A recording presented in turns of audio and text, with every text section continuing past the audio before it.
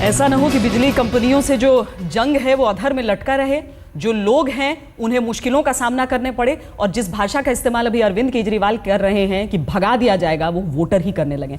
बहरहाल और भी जंग वो लड़ रहे हैं। दिल्ली महिला आयोग की अध्यक्ष के लिए जंग, हिंदी अकादमी के उपाध्यक्ष के लिए जंग, दिल्ली पुलिस पर अधिकार के लिए जंग, सोमनाथ भारती को बचाने के लिए जंग, कुमार विश्वास की कविताओं को लेकर जंग। अरविंद केजरीवाल ने एक साथ ढेरों मोर्चे खोल रखे हैं। तो बरखा सिंह जी जो हैं, आप सब लोग जानते हैं, वो कांग्रेस की स्पोक्सपर्सन रही हैं, कांग्रेस की एमएलए की टिकट से चुनाव लड़ चुकी हैं, तो वो इंडिपेंडेंटली कैसे काम कर सकती हैं, इसके ऊपर एक प्रश्न चिन्ह खड़ा होता है। दिल्ली यूनिवर्सिटी के कई कॉलेजेस हैं, जिसमें 28 कॉलेजेस ऐसे हैं जो कि दिल्ली सरकार पूरी तरह से फंड करती है। वो सारी की सारी पिछली पार्टी के कांग्रेसियों से भरी हुई थी। तो ये जो सारी की सारी दिल्ली पुलिस ये पूरी दिल्ली से पैसे इकट्ठे करके पुलिस कमिश्नर और शिंदे साहब तक पैसे पहुंचाने की मशीन।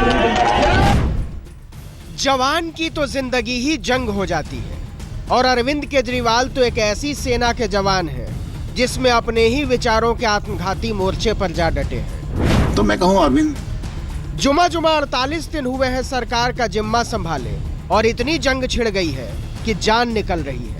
महिला आयोग के दफ्तर का वो तमाशा याद होगा आपको। सोमनाथ भारती पर बरखा सिंह ने जंग छेड़ दिया।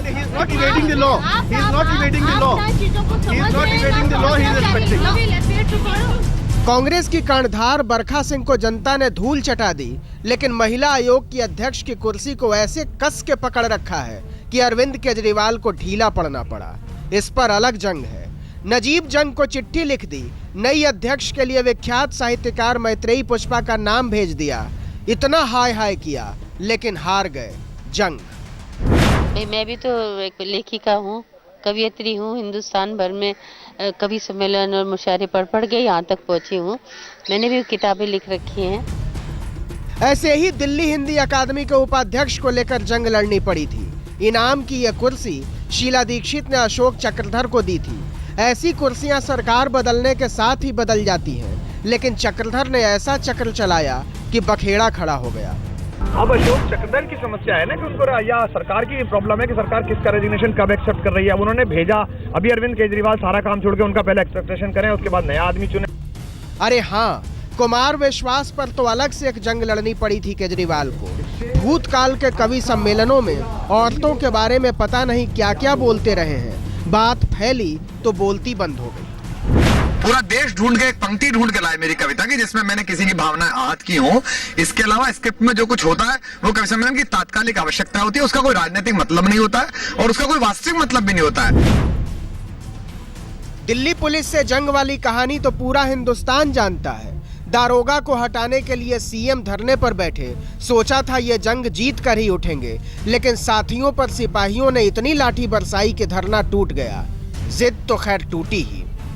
इस लंबी लड़ाई में आज सब लोगों की आपकी एक बहुत महत्वपूर्ण जीत हुई है। अब हम यहाँ पे अपना धरना समाप्त करते हैं। एक सुक्ति है, होशियार वो होता है जो अपने अनुभवों से सीखता है, लेकिन विद्वान वो होता है जो दूसरों के अनुभवों से सीखता है।